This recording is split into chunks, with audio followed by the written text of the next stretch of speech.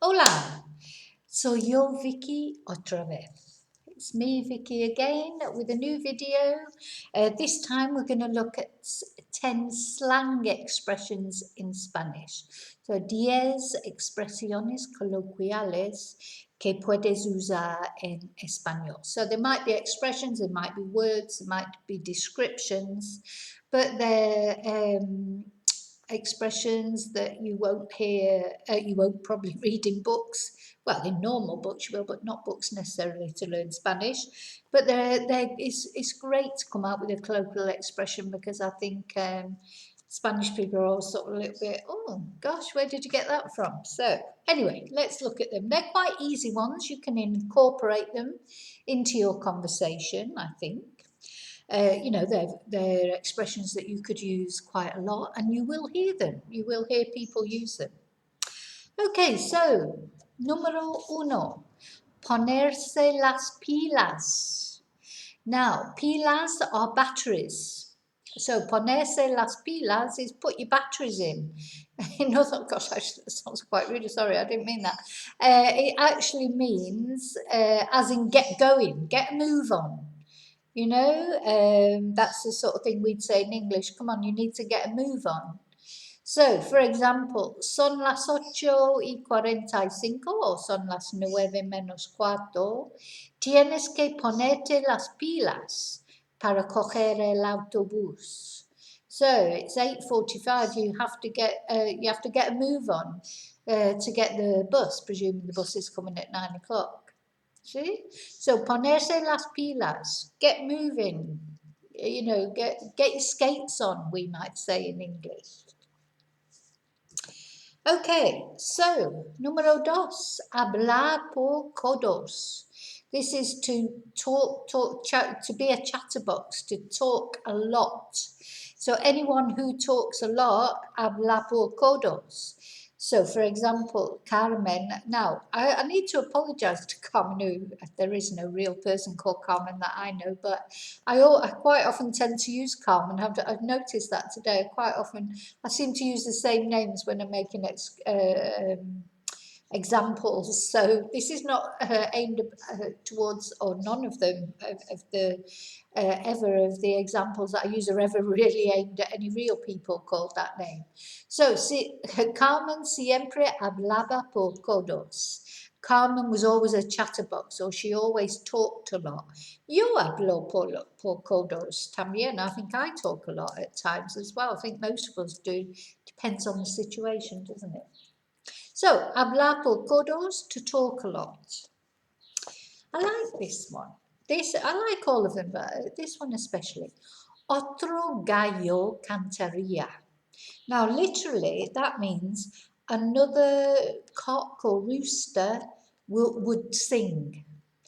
And what it translates to is that's another story, because I don't know where you live. If you live in Spain in a little village like I do, every morning there's at least 20 gallos cantando. There's at least, or you don't need an alarm clock in San Miguel de Salinas because, well, apart from them coming to collect the bins at sort of 6 in the morning, then you've got the roosters crowing.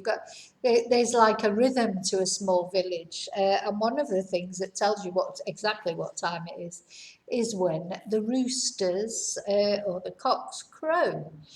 And so another rooster would sing, that's another story. That would be another story. So I like that. So it's like, yeah, if something happens, then another one would sing, and it'd be a different story. So la respuesta es no. Entonces otro gallo cantaría. The answer is no. So, entonces is so. That will be another story.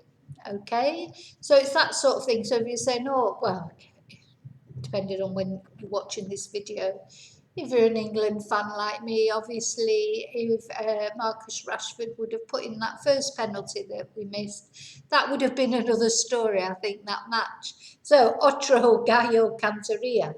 But not that I'm blaming Marcus Rashford. I think they all did really well. I'm proud of all of them. It must have been heartbreaking for them. But anyway, yeah, so that's the sort of meaning that it has. Otro gallo, cantaría, that would be another story. Okay, número cuatro. Es la caña. So anything that's la caña is fabulous, fantastic, brilliant. It's a good positive expression. La nueva tienda es la caña. Vende todo. So the new shop is. I've just thought of one way we might say it in English, but it's a bit rude, like the dogs, whatever. You know, when something's like brilliant, it sells everything. I think the least said about that, the better. I don't want to get into trouble on YouTube. Okay, numero cinco. This is, it does come up in my books. Sometimes you may have seen it in the books with some of the expressions. Chulo or chula, because it's masculine or feminine, it's an adjective. Mi nuevo coche es muy chulo. Chulo is positive. It's good, cool. If you say, oh, muy chulo, it's cool, it's good. It's a positive expression. Now, slightly less positive expression is pico, and this goes with the verb ser because it's characteristic. If someone's un pico or una pica, it's like saying a snob or someone that thinks that they're better than they should be. You know, like someone who thinks they're superior to everybody else. So here's Carmen again. Sorry, Carmen. So not only is she a chatterbox, but she's a snob. No me gusta Carmen. Es una pica antipática. So as I say, it's not real Carmen. It's just a typical Spanish name that I've plucked out of nowhere. So I don't like Carmen. She is a nasty snob. Oh God, if you know anyone called Carmen, I'm so sorry. No me gusta Carmen. Es una pica antipática. I don't think I've ever actually known anyone called Carmen that I've met while I've been in Spain. Maybe it's quite an old-fashioned name these days. Okay, número siete. Ser un depre. And this again is negativo. This is someone to be killjoy, I suppose we might say in English. Un depre. Someone who, oh, you just don't want to, you know, when you see them, you think, oh God, I've got to avoid them because you know they're going to tell you a load of things and you're going to come away totally depressed because they're so negative. So, no queremos hablar con Pedro, es un depre. Siempre es negativo. So we don't want to talk to Pedro because he's a killjoy, if you like, or can't think of another. He's a pain or a bore. Not. It's more than boring, though. It's not boring. It's actually depressing. Siempre es negativo. So we don't want to be a depre. Oh, and just by the way, that is could be una depre, but you don't actually change the depre to an A. So depre for a man or a woman, it'd be un depre or una depre. I like this expression, que fuerte. Que fuerte. And this sort of means wow or gosh. And this can be positive or negative depending on what you want to say and your tone of voice. So you might say, que fuerte, me gusta mucho. Gosh, wow, I really like it. Or you might say, que fuerte, no me gusta nada. How awful, if you like, or how terrible. I don't like it at all. So it's an expression of, not surprise exactly, it's like an expression of, what is it, an expression of, what am I trying to say in English? Like emotion. It's an expression of emotion. Wow, gosh. But it can be used positively or negatively. Que fuerte. So it literally means how strong. But it doesn't mean strong as in, you know, powerful. It means how strong as in because of the impression it's left on you. Okay, número nueve, and this is a little bit negative. And if you are a guiri, as I am, of course, and all of us are here in Spain, we are guiris. A guiri is an equivalent of a gringo that you might hear in South American Spanish on the Western. You go, oh, gringo, okay. And it basically is a foreigner, but it's not, it's Well, personally, I think it is a little bit of a racist expression, but it's perhaps not as strong as some racist expressions that we think of. But it's not positive, you know. So if Spanish people talk about guiris, it's not a good, you know, if they're going to say foreigners in a polite and normal way, they'll say extranjeros. But guiri is a little bit of a negative expression, as is chani. That's another one, chanis or giris. Not really very nice to be called, so just to let you know that.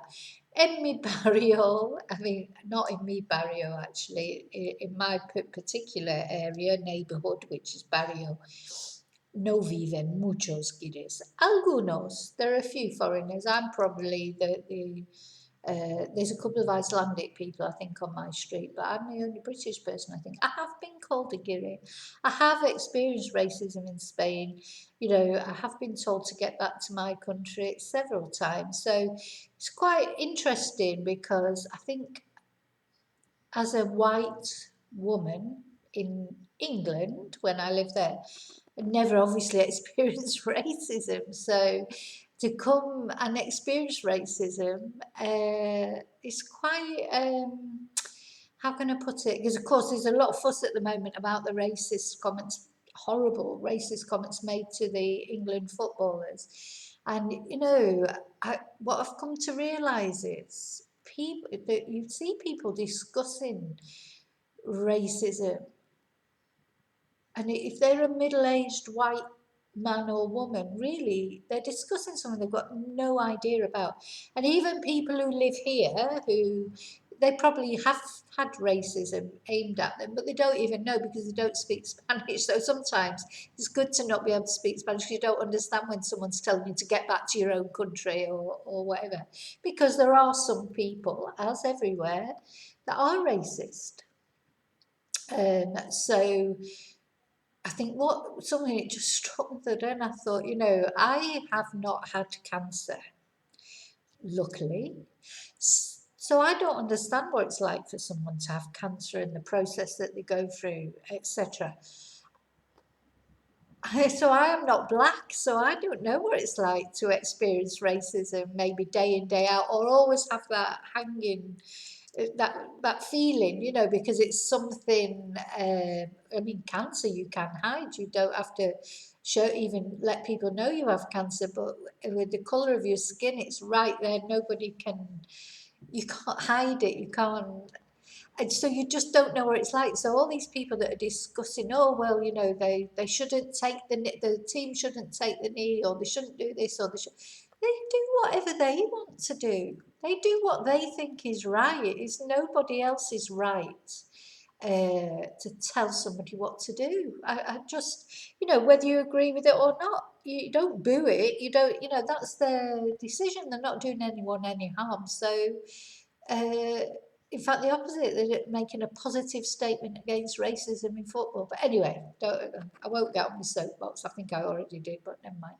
So, what I'm trying to say is to be a giddy in Spain is to be a foreigner in Spain. And it has got a bit of a negative connotation. Not terrible, but not good, really. You wouldn't want to be called a giddy. Ok, y número 10, estar en pelotas is to be naked. So, estar en pelotas. If somebody says, don't come round, estoy en pelotas, it's probably good that you should know what they mean. You know, don't come round because I'm naked. So, no puedo contestar la puerta, estoy en pelotas. So, I can't answer the door because I'm naked. I mean, I don't know when you might need that, or you certainly might need to understand that if somebody says that to you. But that's a funny little expression, estar en pelotas, to be naked. Okay, let's have a little look through them all again before we finish. So, ponerse las pilas, get your skates on, get a move on, put your batteries in. Número dos, hablar por codos, to talk a lot via chatterbox, like I normally end up doing on these videos, going off on tangents. Número tres, otro gallo cantaría, another rooster or cock will sing. In other words, that's another story, or that would be another story. Número 4 es la caña. La nueva tienda es la caña, por ejemplo. It's brilliant, it's fantastic. Similar, número 5, chulo. Cool, brilliant, good. It's a positive description. A negative description, ser un pijo or una pija, is to be a snob. Yeah, to feel superior to everybody else. Another negative one, ser un depre, to be a killjoy or to be a bit of a killjoy really, or depressing. Negative. Que fuerte, wow, gosh, and can be positive or negative. And guiri, a gringo or a foreigner in Spain. Not terribly negative, but not positive either. I suppose you could say it's a sort of thing you could say in a joke to someone, but if you were saying it seriously to someone, really it is quite negative. Okay, estar en pelotas, to be naked. So if you've ever got to tell somebody that you're naked, or you will be naked, or you would be naked, or you were naked, this is the expression you can use, estar en pelotas. Okay, so I hope you've enjoyed that. It's a bit of fun sometimes to know some slang expressions. Have a go at using them and let me know if you've tried to use one and see what reception you get and did they understand and they normally find it very well. It's like us, if somebody who is actually foreign and English isn't their first language and they come out with a slang expression, it's like, it's quite sort of amusing, isn't it? But anyway, okay, so Gracias por mirar. Thank you for watching, as always. Remember, there's lots of videos with different expressions, vocabulary. There's listening videos. There's practice of conversation. There's lots of different videos. If there's something you want me to do as a video in particular, let me know. Maybe something I've already done a video and I can just send you the link and point you in the right direction. So yeah, please let me know. Positive comments always appreciated. I don't mind negative comments, constructive criticism, I don't mind, but yes, no trolling, please. And I've been, touch wood, very lucky with that. I don't really get a lot of that. I've had occasional trolling. So going back to what I was saying about the footballers and the abuse that they suffered, I don't think anybody who, I mean, I'm not, I'm got this modest sort of YouTube channel and I've had a couple of bad comments, let's say. I don't think people who make those comments realise that when you read in that comment, you're normally at home. So you'll be on your mobile or you'll be on your computer. And it really does feel almost worse than if you were outside and somebody said that to you. And also you can respond to that as well because you speak to them directly. It feels worse because it feels like they're in your actual personal space, in your home. Actually, it's a horrible sensation. So, and that, as I say, is just the tiny experience that I've had of anything like that. So what those boys or anyone has to deal with sometimes, and I know you can say, oh, it's the price of fame or whatever. No, it's not the price of fame. It's horrible that people should do that, and it should be dealt with. So the price of fame, yes, is criticism. Criticism is fine. You want to send a tweet or whatever saying, oh, even you idiot, you missed that penalty. I'm sure they feel idiots themselves, or nobody could feel as bad as they did. But even if you wanted to say something, but you don't have to put it in such nasty terms that they were putting it. That's the thing. So it's not criticism that you shouldn't be allowed to do. It's nasty criticism. Racist, sexist, racism is just one form of it. There's lots of other different ways that you can be nasty to people.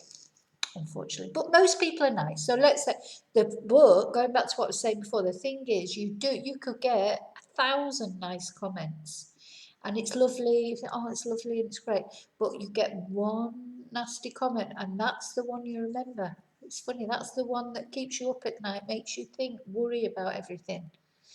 Okay, so me voy. Que tu Dios vaya contigo. Te veo muy pronto en el próximo video. Gracias. Hasta luego.